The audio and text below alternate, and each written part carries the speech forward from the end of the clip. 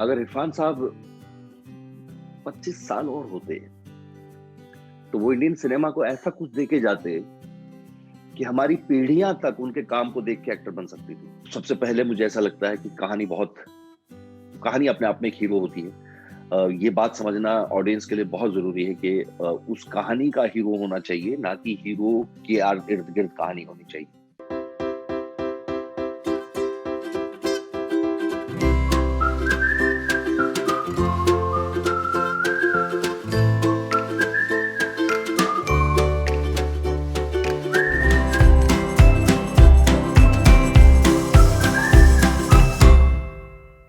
Hi everyone, this is Ankita. You're tuned into peepingmon.com and हमारे best of 2020 segment के लिए there cannot be a better person who has to be called as man of the moment would be too little, man of the year would be too little, but I would say someone we finally get our eyes on, the man who should have been crowned this glory maybe years before, but now he's here to seize his moment. And we have nobody else than finally Jerry Palawar. Welcome to the show, sir. Thank you Ankita, thank you so much guys, thank you. Uh, Jaideep sir, this has not been आज की journey. This is a long बहुत लंबा सफर है.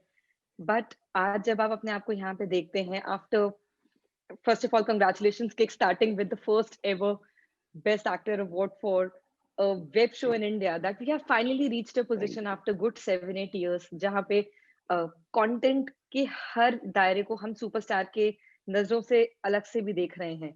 हम actor को हम उसके काम को ज्यादा तवज्जो दे रहे हैं. हाउ डू यू फील इस पोजीशन पे? इट फील्स ग्रेट यार। अ, जैसे तुमने कहा कि काफी लंबा सफर है, तो हो गए उस दौरान आपको लगता है कि यार जो चीजें आप कर रहे हो, जो चॉइसेस आप ले रहे हो, वो सही है नहीं है। बट आई थिंक वो बिलीफ जो है एक्टर का कि हाँ मैं अ, जब भी सही हाथों में होऊंगा, अच्छा काम होगा, वो हमेशा बना रहा। And I am super lucky कि टीम ने, जो भी अमेजोन की टीम है और सुदीप सर हैं और क्लीन स्लेट की टीम है, उन्होंने इतना भरोसा जताया कि मैं इतना बड़ा किरदार अ, अपने कंधों पे लेके जा सकता हूँ उस कहानी को। सो आई एम हैप्पी कि इस तरह की कहानियां, इस तरह का कंटेंट जो है वो ऑडियंस तक पहुंच रहा है, और ना सिर्फ पहुंच रहा है, वो लोग हाथों हाथ ले रहे हैं इस चीज को, और वो इस बात को समझने लगे हैं कि अ, सबसे पहले मुझे ऐसा लगता है कि कहानी अपने आप में एक हीरो होती है। ये बात समझना ऑडियंस के लिए बहुत जरूरी है कि उस कहानी का हीरो होना चाहिए, ना कि हीरो के इर्द गिर्द कहानी होनी चाहिए। क्योंकि वो सूट नहीं होगा, हर बार नहीं होगा। मेरा ये मानना है कि अगर आप हीरो डिसाइड कर लोगे, फिर उसके आसपास कहानी बुनोगे, तो उसके चांसेस कम है कि वो हर बार सक्सेसफुल हो। लेकिन अगर आपने कहानी आपकी हीरो है, और फिर उसके अकॉर्डिंगली आप उसका हीरो चुनते हो, नायक चुनते हो कहानी का, तो आई थिंक बहुत ज्यादा चांसेस हैं कि वो सक्सेसफुल हो। तो आई एम जस्ट हैप्पी कि ये दौर एक ज्यादा अच्छा हो रहा है, and thanks to OTT for that. Maybe because of that also it grew in a sense. But sir, जहां पाताल लोक gave the popularity, आप खाली पीली में again there was बागी also this year. अगर हम ऐसे देखें तो काम तो हमेशा था, लेकिन आपको ऐसा क्यों लगता है कि अगर मैं आपसे जानना चाहूँ, हाथीराम चौधरी इतने स्पेशल कैसे बन गए? कैरेक्टर्स तो बहुत आए, इस साल में ही आए सर, बट हाँ, क्योंकि वो स्पेशल इसलिए है कि वो कॉमन है।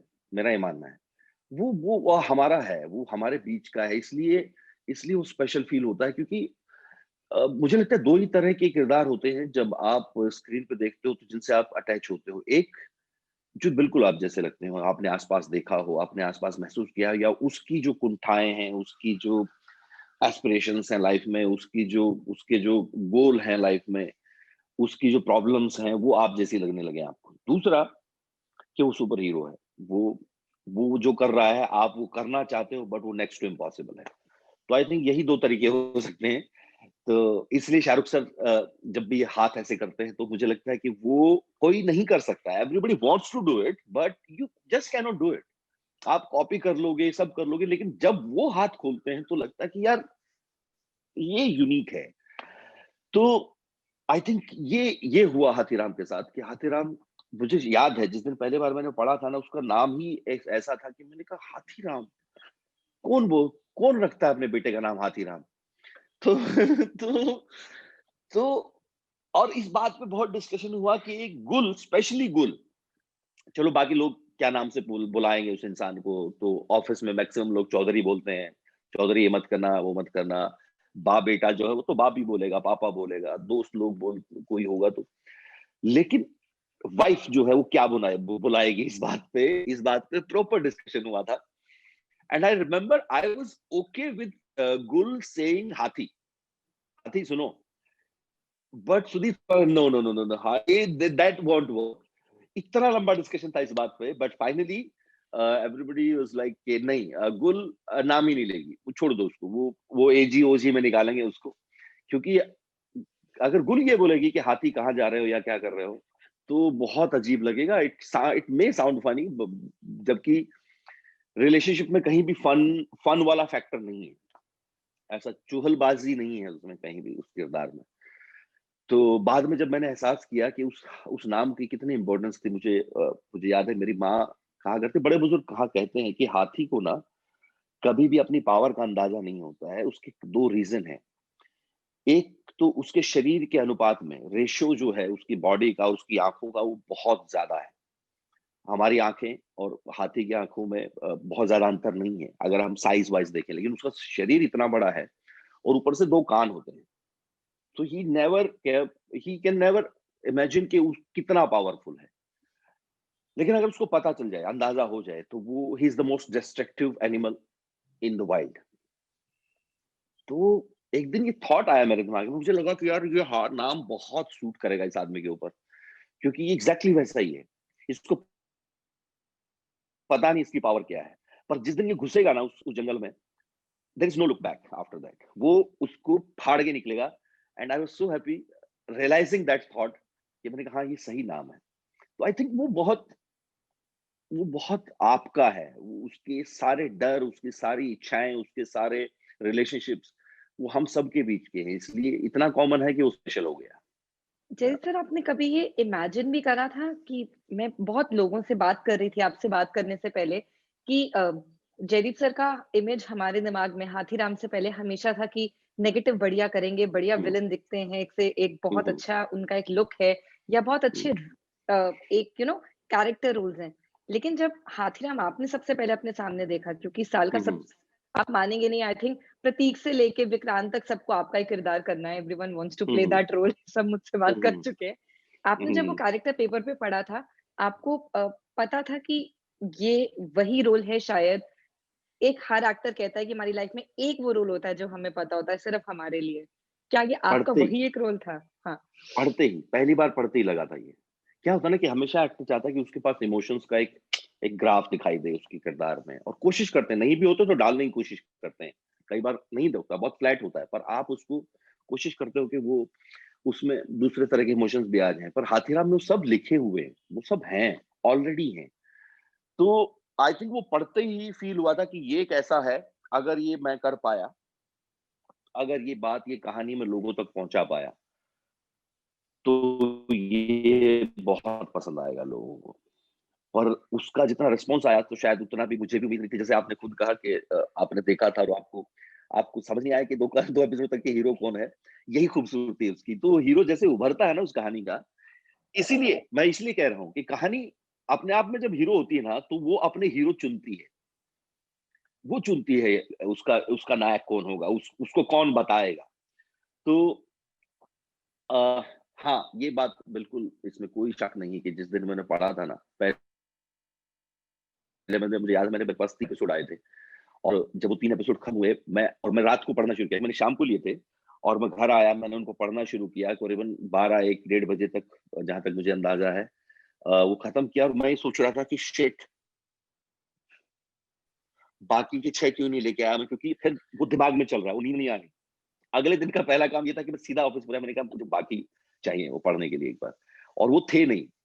You can't imagine my my anxiety out of it कि, और मैं बोल नहीं रहा हूँ, एकदम शांत हूँ, बाहर से एकदम शांत दिख रहा हूँ, लेकिन अंदर से लग रहा है कि यार ये तो ऐसे थोड़ी होता है, ये तो ऐसा है कि खाना दिखाया है और खिलाया नहीं है, वैसे वाला फील हो गया। बट वो अगले दिन मिला मुझे, वो फिर से एक गो में खत्म किया मैंने, and I was super happy कि ये करने को मिलेगा तो बहुत मजा आएगा इसको करने में। या बहुत बहुत सारे शेड्स है ना, इसलिए मुझे लगता है हर सर एक्टर चाहता है उस तरह एग्जैक्टली का किरदार बनना।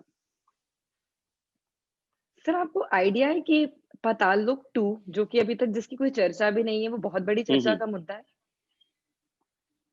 आपके चर्चा का फैन्स मुद्दा के इस बीच बात का में मुझे आइडिया है ऑलरेडी? क्योंकि हर दिन कोई ना कोई सवाल पूछते हैं बहुत सारे लोग, हर दिन मतलब सैकड़ों मैसेज किसी न किसी बात पे आते हैं कि सीजन 2 का क्या, सीजन 2 का क्या, सीजन 2 का क्या। सो आई जस्ट होप कि ये बात हम सब तक पहुंच रही है, क्योंकि मैं तभी शुरू कर पाऊंगा जब मेरे पास सामान आएगा, तो मैं उस पोजीशन में नहीं हूं कि मैं ये कह सकूं कि सीजन 2 का क्या।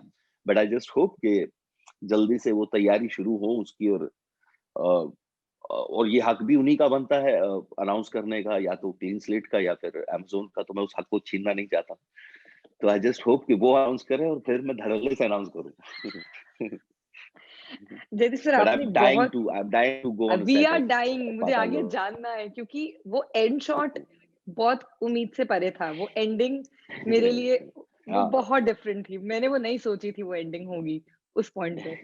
एक्चुअली किसी ने नहीं, जब मैं पढ़ रहा था ना, मुझे लगा था कि इससे खूबसूरत एंडिंग नहीं हो सकती, क्योंकि आप कहानियां पढ़ते हो, आप फिल्में देखते हो, तो आपको लगता है कि यार कहाँ जाके खत्म होने वाली है ये। जब आप 7वें 8वें एपिसोड पे होते हो, तो आपको लगता है क्या होने वाला है। I remember once Anupama ma'am said to me कि मैं इतनी घबराई हुई थी छठे एपिसोड के बाद, कि मुझे लग रहा था या तो हाथीराम मरेगा या अंसारी मरेगा, या हाथीराम मरेगा या अंसारी मरेगा। तो थैंक गॉड तुम दोनों ने बचा के रखा। तो जब वो खत्म हो रहा था, तो जिस नोट पे वो खत्म होता है ना, आई वाज सो हैप्पी कि ओह, ये बहुत ही प्यारा मोमेंट था। एंड स्पेशली जब हाथीराम अंसारी के ऑफिस में, क्या नाम है, संजीव मेहरा के ऑफिस में जाता है, that scene is one of my favourite scenes written by Sudeep sir and Hardik and everybody, क्योंकि the way he narrated that story out of his life ना, वो ऐसा लगता है कि वो गीता ज्ञान चल रहा है वहां, मतलब कृष्ण आए हैं, सामने अर्जुन बैठा, अर्जुन भी नहीं है वो, तो मतलब अजीब सा ही कुछ वो है, किरदार है, तो उसको जिस तरह से बताता है ना वो, कि तेरा इस कहानी में कोई लेना देना है नहीं, तूने खामखा ही अपने आप को सूर्य मान लिया था और ये सोच लिया था कि सारी दुनिया तेरे इर्द गिर्द घूम रही है, तो कुछ नहीं है।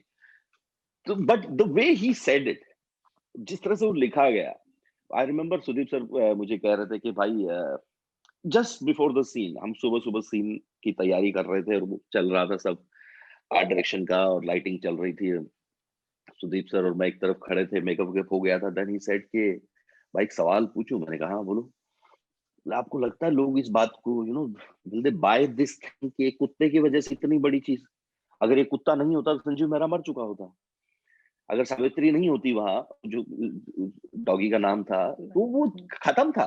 खत्म। मैंने कहा अगर महाभारत में ये बात मान सकते हैं हम लिखे हुए कि एक कुत्ता युधिष्ठिर के साथ स्वर्ग तक गया था, तो फिर हम ये भी मान लेंगे।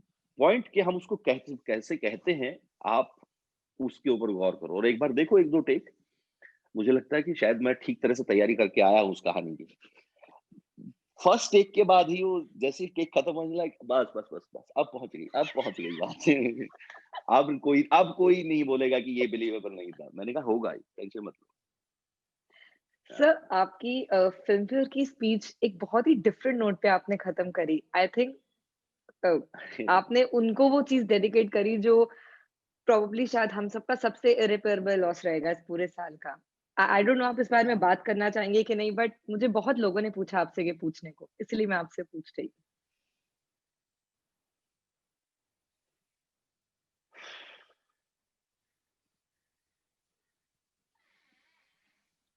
या वो कई बार सोचता हूँ कि यार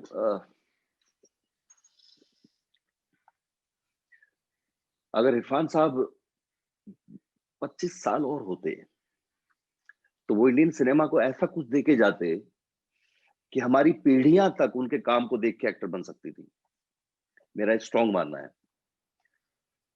और एक एक्टर की जर्नी में उन्होंने मुझे मुझे जो दिया है, आई थिंक वो कभी जान भी नहीं पाएंगे। मैं मिला हूं उनसे 4-5 बार इधर-उधर किसी पार्टी में, और मैं मेस्मराइज़्ड होता था जब भी उनसे मिलता था।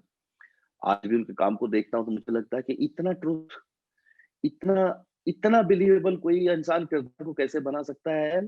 नॉट जस्ट कि कुछ किरदार ऐसे हैं जो बिलीवेबल बनाने बहुत मुश्किल है, पर वो इंसान उसमें भी इतना इतना कर देते थे कि मकबूल अपने आप में एक बाइबल है, मुझे ऐसा लगता है। हासिल अपने आप में एक किसी एक्टर के लिए प्रिपरेशन की बाइबल हो सकती है।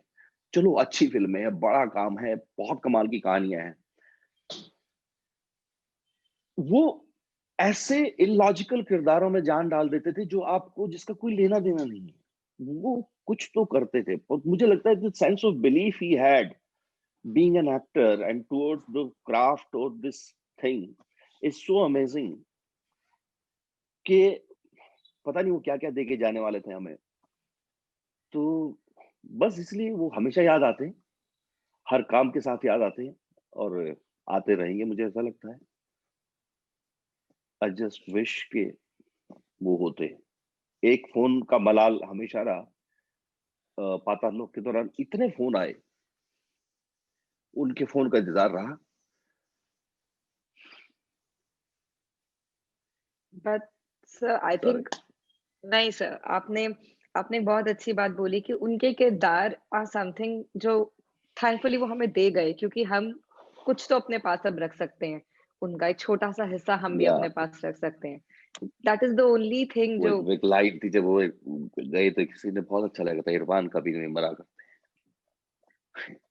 वो हर एक्टर में ज़िंदा है कहीं न कहीं। नहीं, वो मैं ज़रूर मानूँगी सर, क्योंकि बहुत कम ऐसे आपको लाइफ़ में एक्टर्स मिलते हैं जो आपको जब असल ज़िंदगी में भी मिलते हैं तो वो बहुत एक अच्छी छाप छोड़ते हैं, और वो मेरा खुद का एक एक्सपीरियंस बहुत खूबसूरत रहा है, तो मुझे भी पता है कि बहुत कम लोग होते हैं जो आपको अ, ये चकाचौंध से दूर हुँ, हुँ। रखकर आपको बिल्कुल वैसे ही मिलेंगे जैसे आप शायद हो, और वो बहुत कम होता है आज के मुझे टाइम याद में। है तो मैंने एक वो बार एक जगह मेरी कहीं उनसे मिला था किसी एक पार्टी में, और मैं उनसे ऐसे ही कुछ पूछ रहा था, तो मैंने उनको बोला कि आप कैसे डिसाइड करते हो कि आपको ये किरदार करना है कि नहीं? तो बोलते हैं, "अरे! सुनो, सुनो, हम वो लोग हैं जो किसी और की कहानी, सालों पहले कहानी को पढ़ के रो पड़ते हैं। तो अगर कहानी नहीं छू रही है ना, तो फिर कोई फ़ायदा नहीं है। बाकी अगर तुम्हें करने का मन है, जो कहानी नहीं छू रही, तो फिर पैसे अच्छे माँगना।" इतना प्यार से, इतना आराम से, इतना क्लैरिटी के साथ मैंने कहा शिट! क्या वो लोग हैं जो लोगों की कहानियाँ पढ़ के सालों पहले उसको पढ़ के रो पड़ते हैं, हँस पड़ते हैं, मिनट से पहले। वो ऐसे अंदर तक घुसती है वो कहानी। तो अगर वो घुस जाए तो कहानी, तो किरदार कर लेना, नहीं तो फिर पैसे माँग लेना थोड़े से एक्स्ट्रा, ताकि अगली कहानी तक सर्वाइव कर जाओ। बट सर बात कितनी सच है, क्योंकि आपने शुरू में भी मुझे यही चीज़ कही थी कि कहानी ना हो तो कुछ भी तो नहीं है। हम हाँ, सब उस नहीं कहानी के लिए नहीं तो वर्क बैठे करेगा, हैं। नहीं वर्क करेगा। बट ये है बिज़नेस भी है तो वो भी देखना पड़ता है, सबको देखना पड़ता है।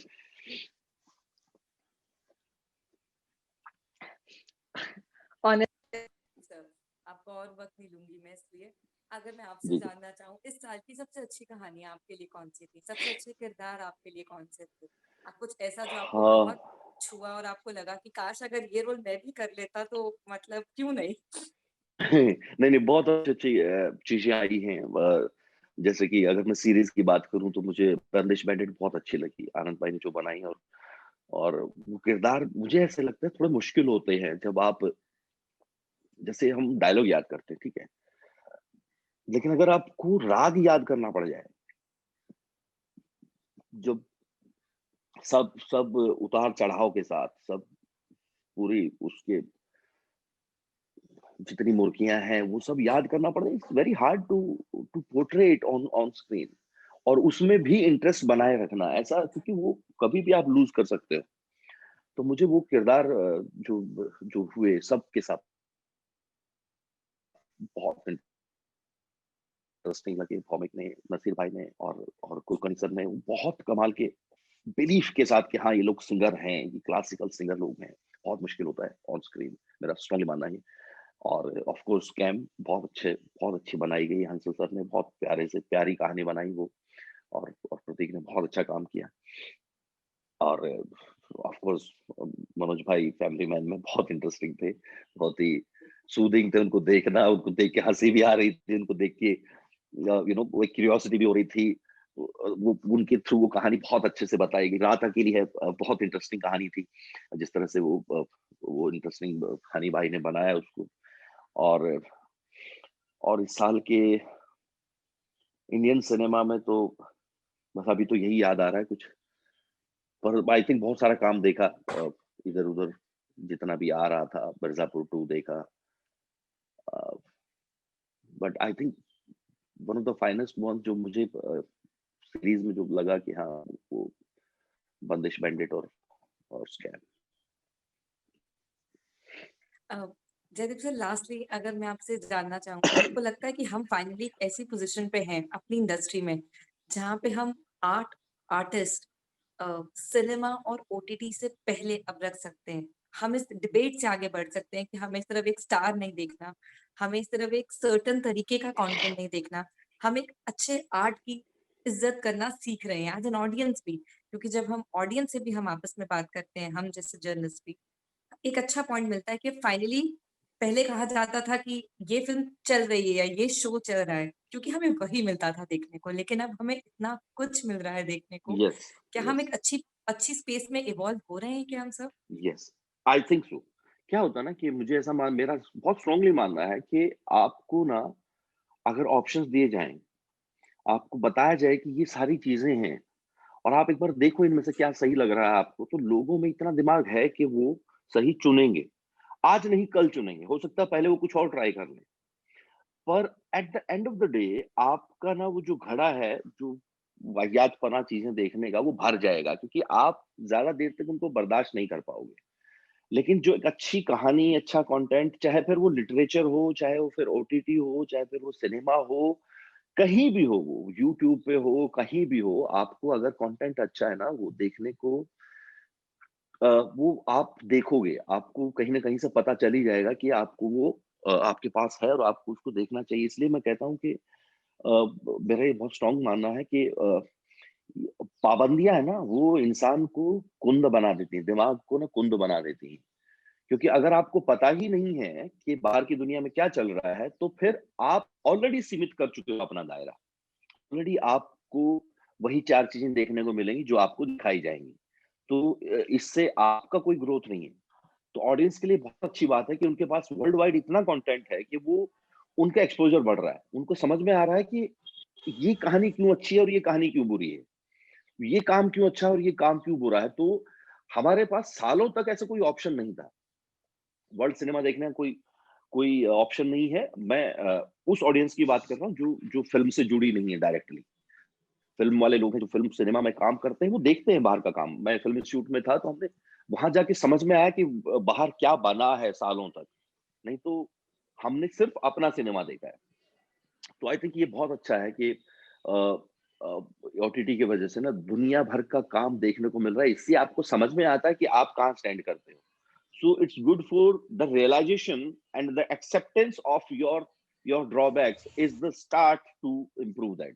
Otherwise, if you don't accept, for example, मैं accept नहीं कर रहा हूँ कि मैं मोटा हूँ, तो मैं कभी उस पे काम नहीं करने वाला। पहली चीज, the first thing is to accept that I am fat. और मैं मोटा हो गया हूँ और मेरे से चला नहीं जा रहा है और मेरी सांस फूलती है चलते वक्त, अगर मैं एक्सेप्ट नहीं करूंगा तो मैं कभी भी अपनी फिटनेस पे काम नहीं करूंगा। As simple as. तो आई थिंक ये इस वजह से ऑडियंस का एक्सपोजर बढ़ रहा है, and they know what is good, what is wrong, what is right, and let them decide. Because अगर हम 18 साल के बच्चे को ये अधिकार देते हैं कि वो देश की सरकार चुने और उन लोगों के हाथ में बागडोर दे जो उसका जीवन चलाएंगे, बचाएंगे, तो वो इतना तो अधिकार मिल ही सकता है, उसको पता हो कि इस पे क्या देखना है, क्या नहीं देखना, उसको पता है। आप उसको एजुकेट करो, उसको गुलाम मत बनाओ कि तू ये देखेगा और ये देखेगा। That's very bad idea. Jaideep sir, जाते जाते बस एक लास्ट चीज आपसे जो मैं जी। मैं जानना चाहती हूँ दिल से, क्या जी। अब एक फियर ऑफ फेलियर सताता है कि आप अभी भी बिल्कुल वैसे ही हैं कि जैसा नहीं, है नहीं, हम फियर लेके ऑफ फेलियर चलेंगे कभी नहीं सताता था। आज भी नहीं, फियर ऑफ इतनी फेलियर बड़ी कभी सक्सेस के सताता ही बाद? नहीं। जब इंडस्ट्री में आया उस दिन से फियर ऑफ फेलियर सताना बंद हो गया था। क्योंकि उससे पहले फियर ऑफ फेलियर देख चुके थे, तो खत्म हो गई थी बात। अब कुछ नहीं है, जो होगा वो होगा, उसका कुछ नहीं कर सकते। आप अपना काम करो। फियर ऑफ फेलियर तो इतना है, फिर से वही कह रहा हूँ, आपको जब भी डर लगे ना, आप थोड़ा-सा पीछे चले जाना। जब भी हार का डर लगे, अ, जब भी खत्म होने का डर लगे, जब भी कुछ अच्छा ना हो रहा हो, तो हल्का-सा पीछे जाना और देखना कि ये सब चीज़ों से आप बाहर आ चुके हो ऑलरेडी। पहले भी फेलियर देखा है, पहले भी आपने डाउनफॉल देखा है, पहले भी आपने अपने आप को नेगेटिव स्पेस में देखा होगा। उससे कैसे बाहर आए थे बहुत आसान है। आप खुद नहीं तो किसी और को देख लेना। क्योंकि इतना ही बेसिक होता है। आप जब 24 घंटे परेशान रहते हैं कि ओहो इंटरनेट नहीं है या फिर ये नहीं है या वो नहीं, ऑफ कोर्स वो ज़रूरतें हैं। लेकिन आपको उससे डिप्रेस होने की ज़रूरत नहीं है। इस दुनिया में लोग ऐसे भी हैं जिनको खाने के लिए नहीं है। तो उनसे तो बेहतर हो। तो फेलियर का डर जो है वो एक्चुअली आपकी प्रोग्रेस रोकने वाला है। तो आप फेल हो गई हो क्योंकि आधा डर तो आधा जो आधी पावर है वो तो डर लेगा। वो बाली रामायण वरदान थे बाली। उनके बाली के पास ये वरदान था कि सामने वाले की आधी ताकत वो अपनी तरफ खींच लेते थे। तो डर जो है ना वो फेलियर का डर जो है बाली है। वो आपकी आधी ताकत खींच लेगा। फिर That's आधी so ताकत से लड़ना nicely said, पड़ेगा। sir. तो कोई लॉजिक नहीं है, कोई लॉजिक नहीं है। But you have to that's so nicely said. Enjoy that. Thank you, Jaideep sir, time निकालने के लिए. You have to Really means enjoy a that. lot. I remember Thank you you. saying And I, thank you. yes, sir. No, sir, but thank you क्योंकि आप, हाँ, मैं वही बस कह रहा था। चाहूंगी कि इस जूम की दुनिया से बाहर निकल के आपसे मिलकर के बात करने में और ज्यादा मजा आएगा. हाँ, ज़रूर, ज़रूर। कोई नहीं अभी तो खुला हुआ है सब, आप जब भी चाहें बता सकते हैं मुझे। कोई नहीं अभी कुछ ज़्यादा ही But नहीं घर सर, पे बैठने का कोई लॉजिक नहीं है। सुरक्षित रहो पर बाहर तो होपफुली निकलना हमें पड़ेगा। भी जरूर सर. बट सर ज़रूर, थैंक यू आपके टाइम के थैंक लिए. आपने मुझे इतना थैंक यू। टाइम दिया, मैं आपको और टाइम नहीं लूंगी. नहीं, बिल्कुल कोई बात नहीं बट मैं सॉरी हूँ कि मैं पिछले 2-4 दिन से इतना भाग-दौड़ में था कि मैं नहीं सर, नहीं, अ, प्लीज नहीं. आपको टाइम टाइम नहीं दे पाया।